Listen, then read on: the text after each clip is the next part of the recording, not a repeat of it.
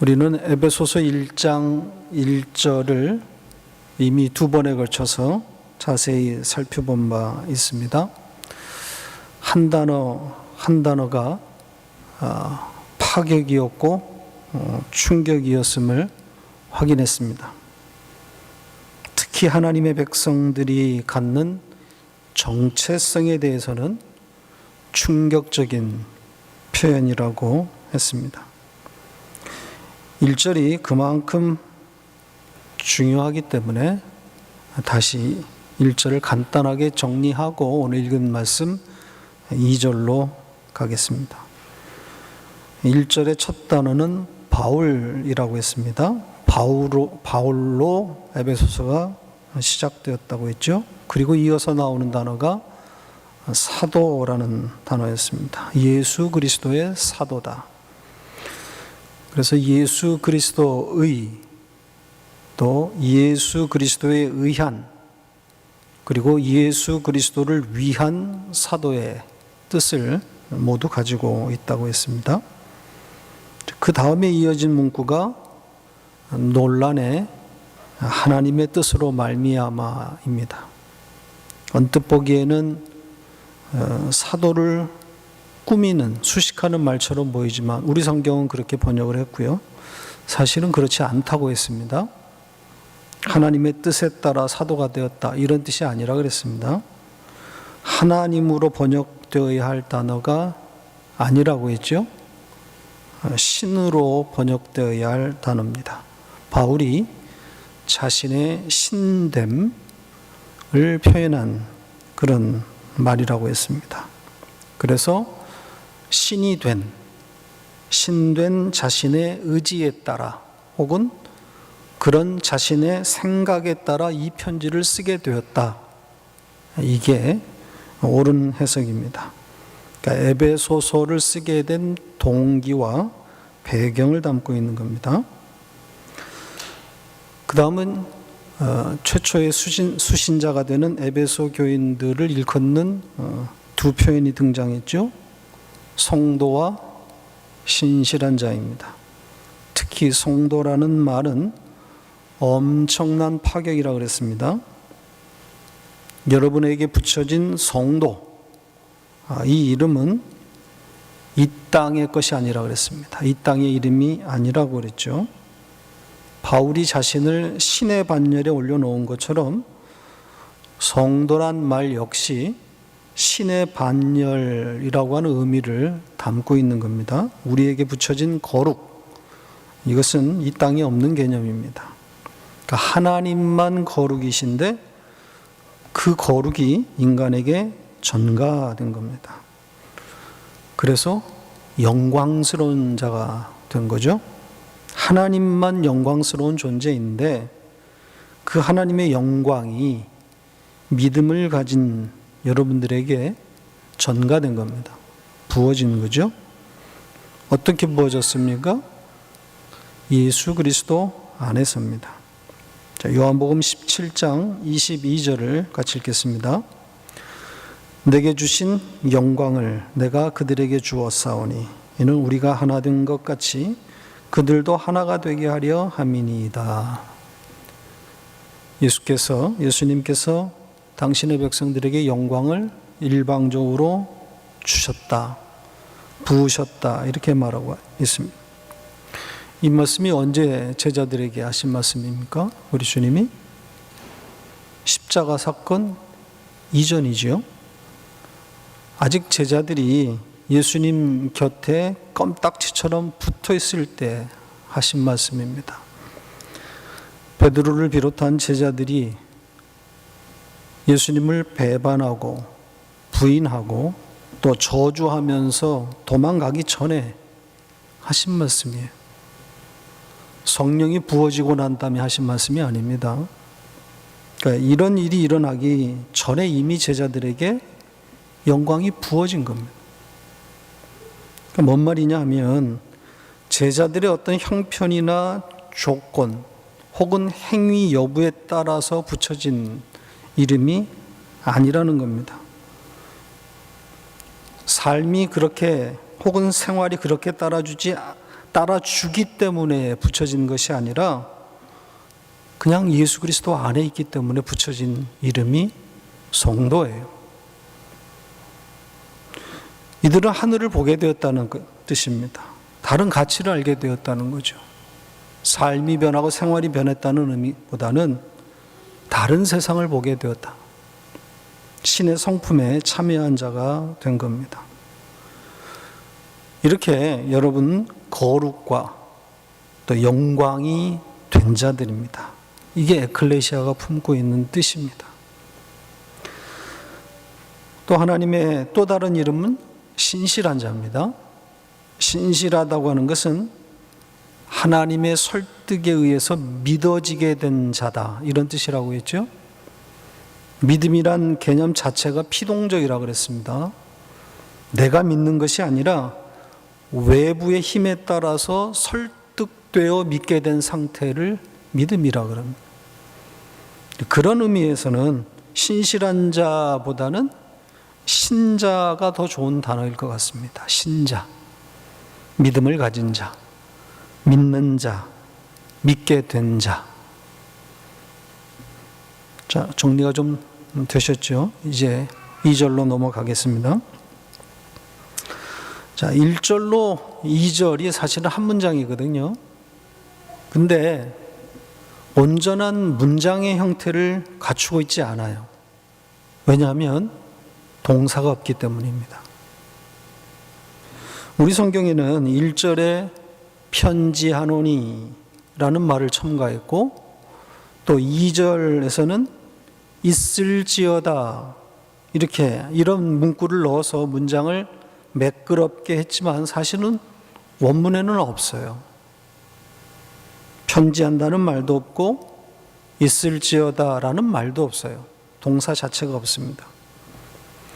사도 바울의 이 편지의 인사말들이 다 이런 형태를 갖추고 있습니다. 동사를 생략하고 누가 누구에게 무엇을 혹은 무엇이, 이런 인사말입니다. 2절의 핵심은 누가 봐도 은혜와 평강입니다. 자, 이 두 단어에 집중해서 오늘 설교를 진행해 보겠습니다. 우선 은혜라는 단어부터 보겠습니다. 아마 우리에게 가장 익숙한 단어일 겁니다. 신약 성경에만 157번 사용되었습니다. 카리스라고 하는 단어인데 그 어원은 아마도 구약에서 그대로 따온 것으로 보여집니다. 이 단어를 추적해서 은혜의 개념을 설명하는 것은 그렇게 적절해 보이지는 않아요. 그것보다는 이 단어가 등장한 배경 혹은 문맥에서 그 뜻을 찾아내는 것이 옳을 듯 싶습니다. 그래서 은혜가 등장하는 몇 말씀을 소개하고 좀 생각해 보겠습니다. 제일 먼저 나오는, 은혜라는 단어가 제일 먼저 나오는 창세기 6장으로 가보겠습니다. 5절로 8절입니다. 같이 읽겠습니다. 여호와께서 사람의 죄악이 세상에 가득함과 그의 마음으로 생각하는 모든 계획이 항상 악할 뿐임을 보시고 땅 위에 사람 지으셨음을 한탄하사 마음에 근심하시고 이르시되 내가 창조한 사람을 내가 지면에서 쓸어버리되 사람으로부터 가축과 기는 것과 공중의 새까지 그리하리니 이는 내가 그것들을 지었음을 한탄함이라 하시니라. 그러나 노아는 여호와께 은혜를 입었더라. 이 홍수 심판의 배경을 담고 있는 말씀입니다. 하나님께서 창조한 모든 인간을 죽여버리겠다, 이렇게 말씀하십니다. 그런데 한 사람만 살려요. 노아만 그 심판에서 제외되는 거죠. 그때 은혜라는 개념이 사용되었습니다. 다 죽어야 하는데 그 가운데 살아남을 자가 있다는 겁니다. 살린다는 것, 죽음에서 건져내는 이 재창조의 의미를 담고 있습니다. 다시 창조하는 거죠. 새로운 시작입니다. 자, 신약 성경으로 가면 그 뜻이 좀 더 명확하게 나타나는 많은 말씀들이 있습니다. 은혜라는 단어가 가장 많이 등장하는 로마서로 가보겠습니다. 로마서 4장 4절입니다. 같이 읽겠습니다. 일하는 자에게는 그 삭시 은혜로 여겨지지 아니하고 보수로 여겨지거니와. 은혜라는 단어와 보수라는 단어가 대조를 이루고 있죠. 보수, 이 삭이라고 하는 것은 자기가 일한 만큼의 정당한 대가라는 겁니다. 따라서 이 은혜는 그런 보수의 개념에 정반대에 있는 그런 개념이에요. 계속 이어진 말씀을 보죠. 로마서 4장 6절입니다. 같이 읽겠습니다. 일한 것이 없이 하나님께 의로 여기심을 받는 사람의 복에 대하여 다윗이 말한 바 불법이 사함을 받고 죄가 가리어짐을 받는 사람들은 복이 있고 주께서 그 죄를 인정하지 아니하실 사람은 복이 있도다 함과 같으니라. 자격 없음에 대한 이야기입니다. 일한 것이 없음에도 하나님께서 의로 여겨주신다는 거예요. 그렇게 간주한다는 거예요. 받을 만한 정당한 자격이 없는데 그럼에도 주신다는 거예요. 그게 은혜 개념입니다. 자, 은혜 개념을 또 잘 반영하고 있는 비유가 있죠. 마태복음의 많은 비유 중에 은혜라는 단어가 직접 나오지는 않지만 은혜가 무엇인지를 잘 담고 있는 이 품꾼 비유가 있습니다. 마태복음 20장으로 가보겠습니다. 자, 비유 전체를 좀 봐야 되니까 길지만 16절까지 같이 읽겠습니다. 천국은 마치 품꾼을 얻어 포도원에 들여보내려고 이른 아침에 나간 집주인과 같으니 그가 하루 한 데나리온씩 품꾼들과 약속하여 포도원에 들여보내고 또 제3시에 나가보니 장터에 놀고 서 있는 사람들이 또 있는지라. 그들에게 이르되 너희도 포도원에 들어가라. 내가 너희에게 상당하게 주리라 하니 그들이 가고 제6시와 제9시에 또 나가 그와 같이 하고 제11시에도 나가보니 서 있는 사람들이 또 있는지라.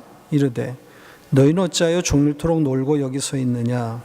이르되 우리를 품꾼으로 쓰는 이가 없음이니이다. 이르되 너희도 포도원에 들어가라 하니라.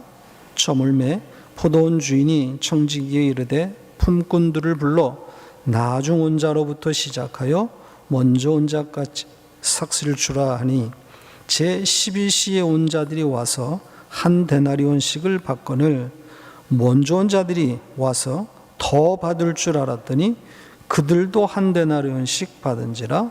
받은 후 집주인을 원망하여 이르되 나중 온 사람들은 1시간밖에 일하지 아니하였거든.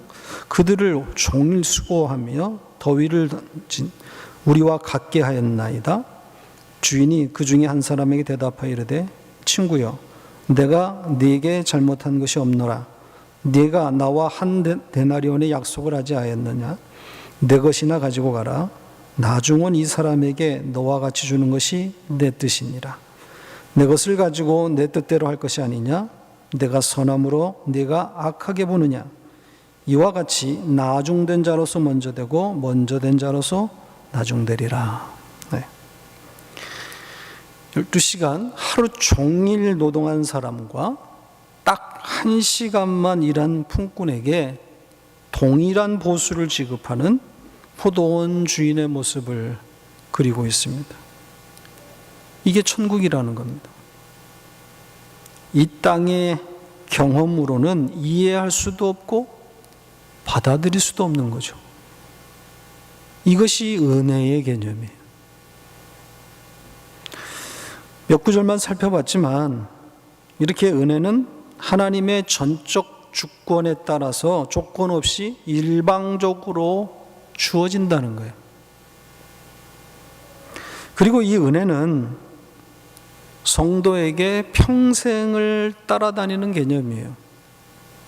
구원에만 적용되는 것이 아니라 사실 성도의 전 삶에 적용되는 그런 개념이에요. 그래서 사도 바울이 매 편지마다 은혜로 인사를 전하고 있는 거예요. 그러니까 구원을 받았고 또 천국의 비밀을 계시로 알게 된 우리지만 사실 그렇게 합당하게 살지 못하잖아요. 구원 받은 것만 자격 없음이겠어요? 아니잖아요. 신의 성품에 참여한 자가 되었지만 신이라고 불리지만 정말 우리가 신의 삶을 살아냅니까? 그렇지 않잖아요. 잠시 흉내낼 때도 있지만 더 많은 시간을 엉뚱하게 살아간단 말입니다. 그래서 은혜라는 거예요. 하나님께서 우리를 은혜로 붙들고 계시지 않으면 우린 죽음이에요. 자, 두 번째는 평강이라는 단어입니다. 평강은 평화라는 뜻이에요. 화평입니다. 이 단어의 사전적 의미는 고요함, 쉼, 그리고 하나입니다. 그러니까 흔들리지 않는 상태, 이렇게 정의할 수 있습니다. 인간이라면 누구나 갖고 싶어하는 마음, 혹은 유지하고 싶어하는 마음일 겁니다. 평강, 평화. 그래서 모든 종교의 목표 지점이 여기가 아닐까 싶어요. 결국은 마음을 다스리겠다는 것 아니겠습니까? 고등 종교일수록 여기로 가는 거예요. 하등 종교는 이 땅에서 복을 이야기하고 성공을 말하고 기복을 말하지만 고등 종교일수록 내 마음을 다스리겠다는 거 아니겠어요? 명상이나 수련을 통해서 이 상태, 이 평정심, 마음의 고요한 상태, 이 상태에 도달하려고 하는 많은 노력들이 있습니다. 그래서 일상에서 벗어나서 템플 스테이를 한다든지 혹은 마음 수련회에 참석해서 이런 마음을 얻을 수 있습니다. 그런 곳에 가서 수련을 하면 탐욕스러운 자기의 모습을 발견할 수 있어요.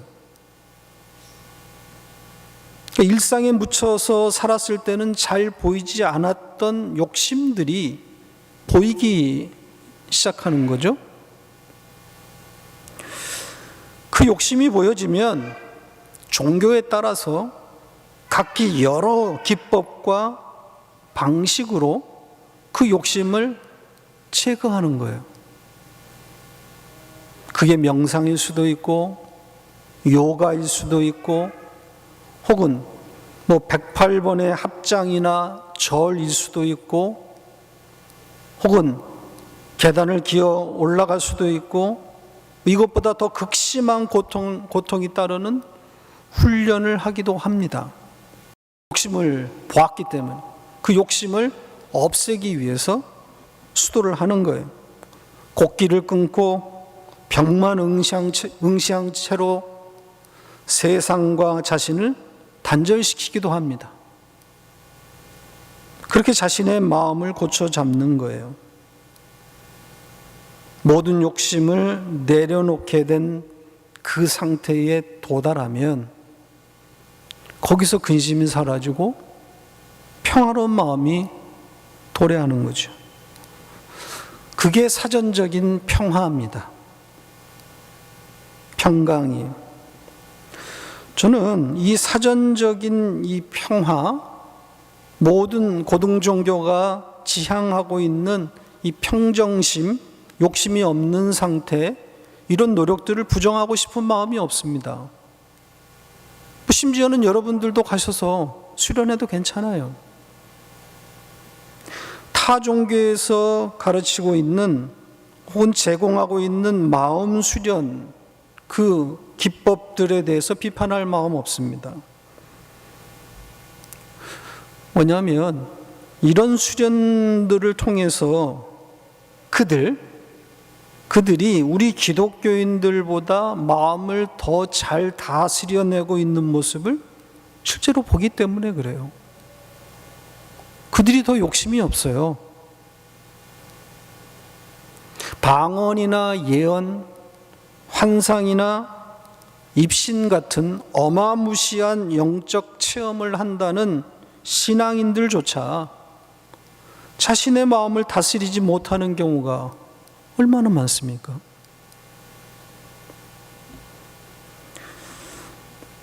정신과 병원을 어느 종교인이 가장 많이 찾고 있는지 아십니까? 종교인들 중에 교회 다니는 사람들이 자기 마음을 다스리지 못해 정신과를 가장 많이 찾는다 그래요. 교회가 왜 이렇게 스트레스를 주는지, 하도 헌금을 요구해서 그런지. 성경은 평강을 말하고 평화를 말하고 있는데 왜 신앙인들이 마음을 다스리지 못하는 거죠? 생명이 없다고 하는 그런 타 종교에서도 마음을 다스리는데 생명이 있다고 하는 왜 이 기독교인들이 마음을 다스리지 못하느냐고. 성경이 말하는 평강은 저들이 말하는 그런 평강이 아니라고만 주장할 건가요? 그렇게 우리를 합리화시키면 됩니까? 쟤들이 말하는 마음 수련에서 말하는 그런 평화는 우리 기독교가 말하는 평화와 다르다, 그렇게만 주장할 겁니까? 하나님과의 막힌 담만 무너지는 그런 평화일까요? 이 땅에서의 의미, 즉 우리의 삶에서는 전혀 발휘되지 않는 극히 지식적인 그런 차원의 이야기인가요? 이 평강이? 저는 동의할 수가 없습니다. 저는 그렇게 생각하지 않아요. 좀 지식과 깨달음에 대한 이야기를 좀 하고 가죠. 이 지식과 깨달음은 좀 다른 개념이라고 생각을 합니다. 분리해서 다뤄야 된다고 생각해요. 이 지성주의는 지식놀이를 가리키는 말입니다. 좋은 말 아닙니다. 복음이 지성주의를 만나면 종교적 놀이가 됩니다. 그러니까 영생이 없는 자가 성경의 지식만 쌓게 되면 어디로 가겠어요? 이런 사람이 교회에 없을 수는 없어요. 지상교회는 섞여 있기 때문에 하나님의 백성인 자와 아닌 자가 함께 섞여 있기 때문에 이 생명 없는 자들의 지식 놀이는 있기 마련이에요. 어쩔 수 없어요. 이런 생명 없는 자가 설교를 들으면서 지식만 쌓고 있는 거예요. 이런 사람에게 지식은 놀이이기 때문에 이런 류의 설교, 특히 이런 류의 설교, 좀 지식적인 어떤 설교를 듣는 것이 재미있을 겁니다. 그러나 깨달음에 이르지는 못하게 되는 거예요. 왜? 생명이 없기 때문에.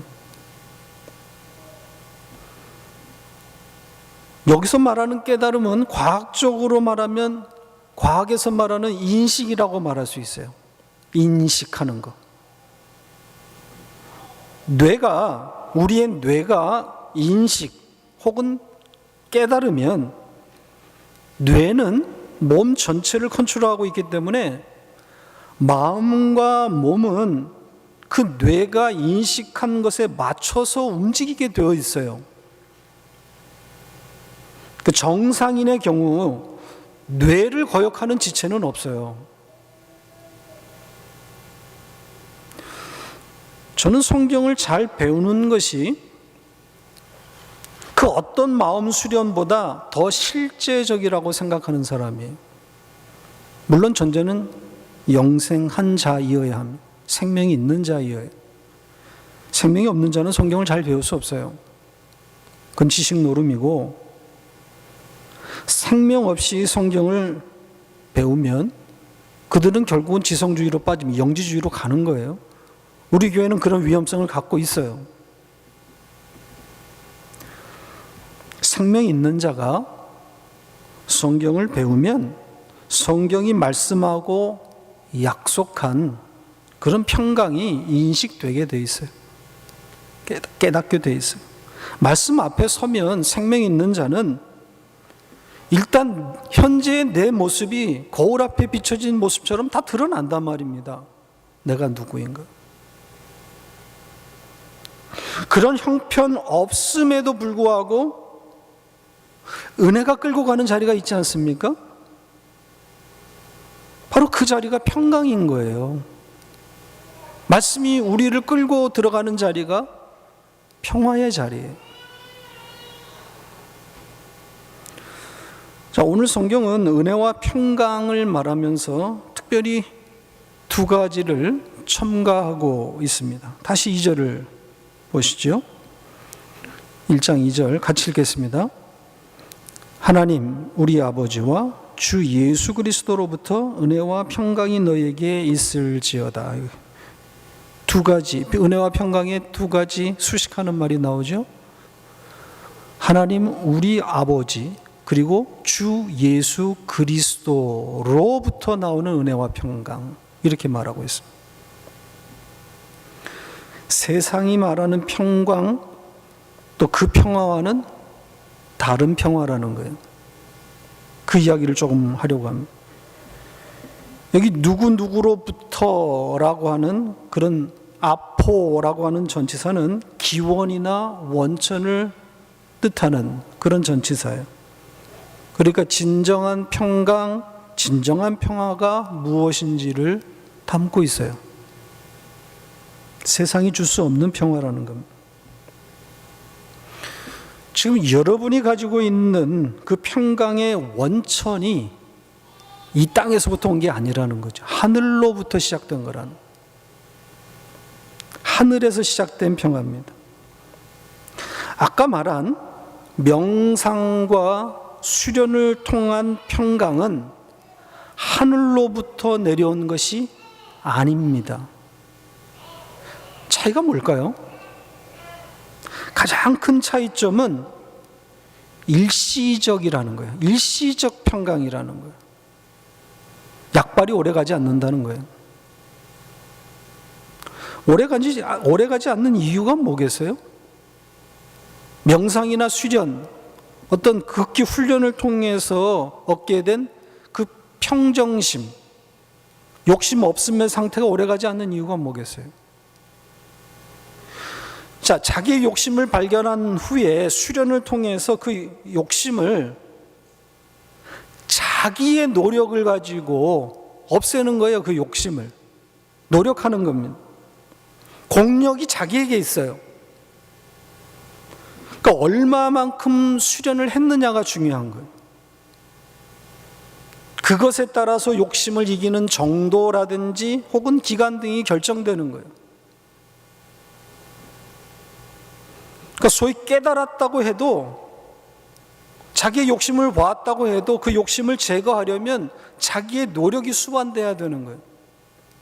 그게 뭐 명상이 됐든 요가가 됐든 어떤 수련이 됐든, 자기 몸을 힘들게 해서, 자기 몸을 쳐서 그 고통을 통해서 욕심을 잠시 죽이는 겁니다. 가능해요. 그러나 오래가지 않습니다. 성경이 말하는 평강은 그 시작부터 달라요. 하나님으로부터 온 평강입니다. 하나님으로부터 시작되었다고 하는 것은 그분이 이미 이루어 놓으셨다는 거예요. 그분이 이루신 일이 무엇인지, 그분이 하신 일이 무엇인지를 인식하기만 하면 그게 바로 평강이에요. 나의 어떤 노력이 거기에 첨가되는 게 아니고, 하나님이 이루신 것이 무엇인지를 아는 순간 그게 평강인 거예요. 그게 인식이 되면, 깨달아지면. 물론 생명이 전제되어 있어야 됩니다. 생명이 있는 자에게 가능한 이야기. 내가 누구인가? 그런 나를 위해서 하나님께서 이루신 일이 무엇인가? 나는 그 하나님과 지금 어떤 관계를 이루고 있는가? 이 깨달음, 이 인식, 이 확신에서 오는 것이 평강이에요.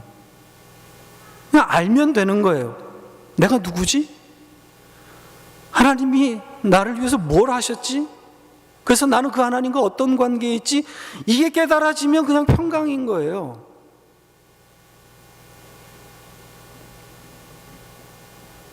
어떤 분이 이런 고백을 하셨어요. 내 돈도 내 돈이 아님을 배웁니다.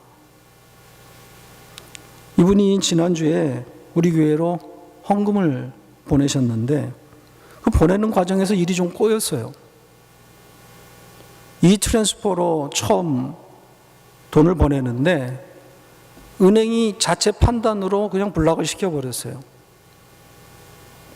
다른 주로 헌금을 보내는 것을 은행이 의심하고 자체적으로 홀딩을 시켰어요. 그래서 그걸 풀기 위해서 다시 은행에 쫓아가서 설명을 다 하고 그러면서 제게 카톡으로 모든 것이 내 것이 아님을 다시 배웁니다. 이렇게 메시지를 보냈어요. 내 돈을 내가 보냈는데 은행이 막아버렸어요. 의심살만한 행동이 아님에도 불구하고 그러면서 그냥 배우는 거예요. 아, 내 돈도 내 돈이 아니구나. 그냥 일상에서 깨닫는 거죠. 말씀에 서면 말씀이 나를 그 자리에 세워놓으면 그냥 알게 되는 거예요. 그렇게 알게 되면 그냥 평강인 거예요. 그게 내 것도 없고 네 것도 없고 그냥 흘러가는 대로 따라가는 거예요. 따라가면서 배우는 거예요. 무슨 깊은 훈련과 수련 뭐 그런 것이 나쁜 것은 아니지만 인간의 노력이 끌어다 놓는 자리는 한계가 있어요. 언뜻 보기에는 그게 엄청난 고통을 수반하는 그런 고행의 훈련이기 때문에 굉장한 것 같지만 그러나 한계가 있어요. 왜? 내가 만들어낸 노력에 의해서 욕심이 삭제된 거기 때문에.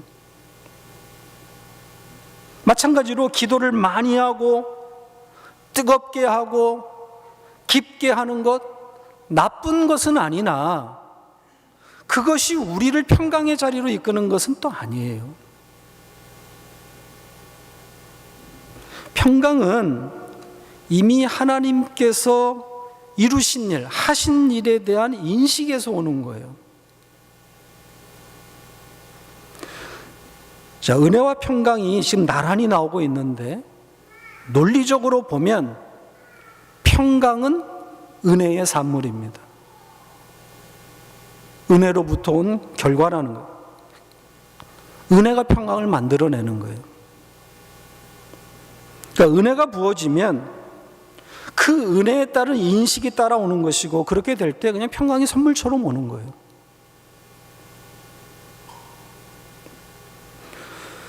이 주 예수 그리스도로부터라는 이 표현을 보고 마치겠습니다. 지금 우리 하나님 아버지 이렇게 표현을 하고 그 이어서 또 주 예수 그리스도로부터 굳이 주 예수 그리스도로부터라는 말을 첨가한 이유가 뭘까요? 하나님 우리 아버지로부터 이렇게만 해도 되는데 굳이 거기에다가 또 주 예수 그리스도로부터 은혜와 평강.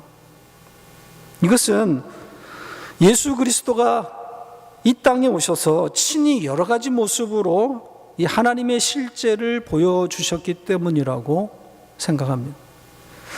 이 하나님이라는 좀 막연한 이런 표현이 하나님 그리면 딱 이렇게 와닿는 게 사실은 우리가 잘 없는데 예수 그리스도 하면 뭔가 구체화되고 형상화된다 그럴까요? 왜? 그분이 직접 이 땅에 오셔서 여러 가지를 보여주셨으니까. 이 땅에 직접 평화를 몰고 내려오셔서 그 평화가 무엇인지를 보여주고 가르치셨기 때문에 그래서 이 주 예수 그리스도로부터라는 말이 첨가된 것이 아닌가 싶습니다. 이 평화에 관한 예수님의 두 가지 말씀을 소개하고 마치겠습니다. 자, 누가복음 12장 51절을 보죠. 같이 읽겠습니다. 내가 세상에 화평을 주려고 온 줄로 아느냐? 내가 너희에게 이르노니 아니라 도리어 분쟁하게 하려 함이로라. 자, 이 말씀은 성경의 평화가 세상이 이해하고 기대하는 그런 평화가 아니라는 것을 명백하게 밝히고 있습니다.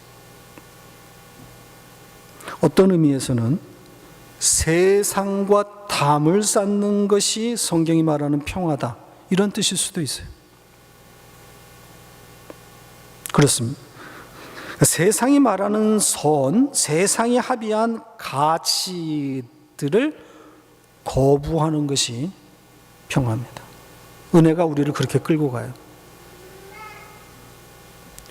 그러니까 세상이 행복이라고 거짓말하고 있는 것들, 세상은 계속해서 우리를 그렇게 미혹합니다. 행복이 이런 것이다. 먹방이 행복이고, 코카콜라 한 잔 마시면 행복이라고 지금 그렇게 광고하고 있지 않습니까?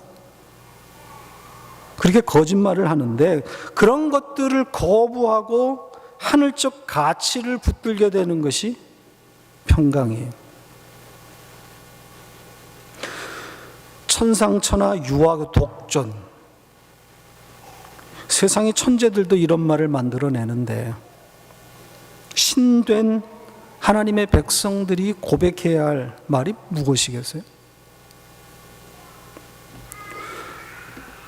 자, 찬송가 412장 4절을 한번 좀 같이 불렀으면 좋겠습니다. 1절부터 다 부르면 좋겠지만 4절만 부르겠습니다.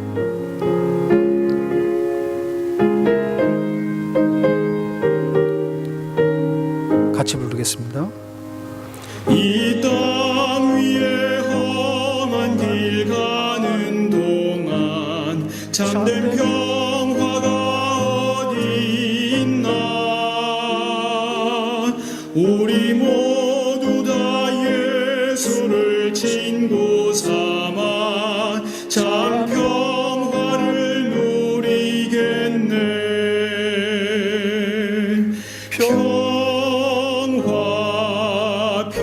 평화로다 하늘 위에서 내려오네. 그 사랑의 물결이 영원토록 내 영혼을 덮으소서. 그렇습니다. 하나님의 백성, 거룩한 이름을 가지고 있는 신된 하나님의 백성이 고백해야 할 그런 내용 아니겠습니까? 자, 마지막 소개할 말씀은 너무나 유명한 마태복음 11장 28절에 있는 말씀입니다. 30절까지 같이 읽겠습니다. 수고하고 무거운 짐진 자들아 다 내게로 오라. 내가 너희를 쉬게 하리라. 나는 마음이 온유하고 겸손하니 나의 멍에를 메고 내게 배우라. 그리하면 너희 마음이 쉼을 얻으리니 이는 내 멍에는 쉽고 내 짐은 가벼움이라 하시니라. 예수께로 가기만 하면 쉼을 준다고 합니다. 그런데 영생을 가진 자는 이미 예수 그리스도와 연합된 자들 아닙니까? 그렇기 때문에 그 쉼이 허락되어 있는 거란 말이죠. 그러니까 우리가 할 일은 여기 예수님 명하신 대로 멍에를 메고 그분께 배우면 되는 거예요.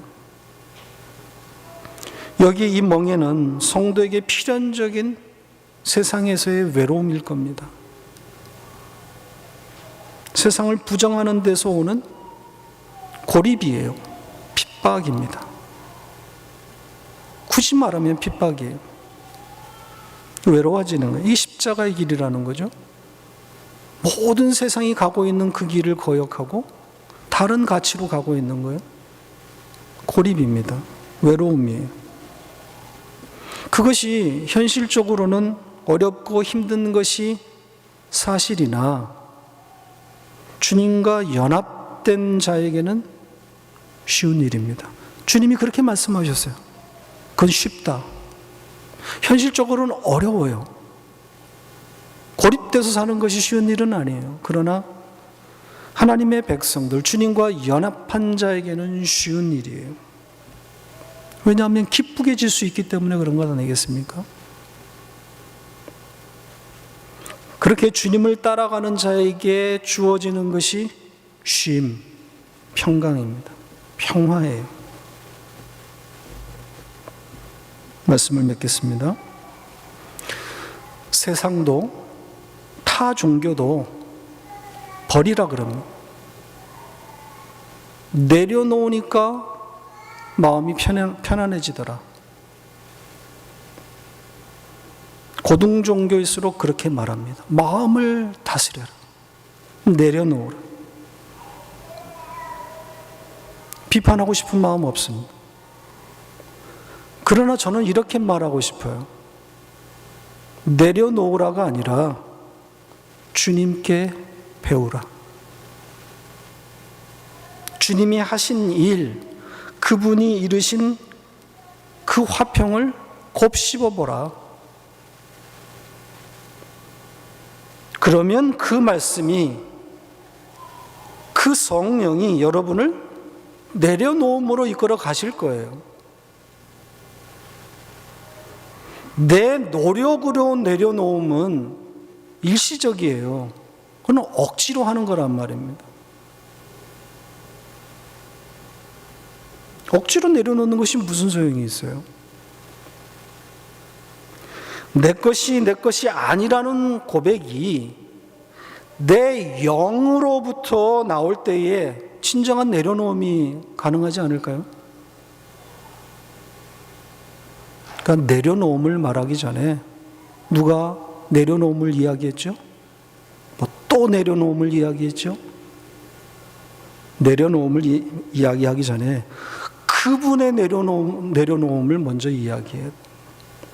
그분께서 내려놓으신 일을 배워야 되는 거예요. 그분이 하신 일에 집중하시기를 바랍니다.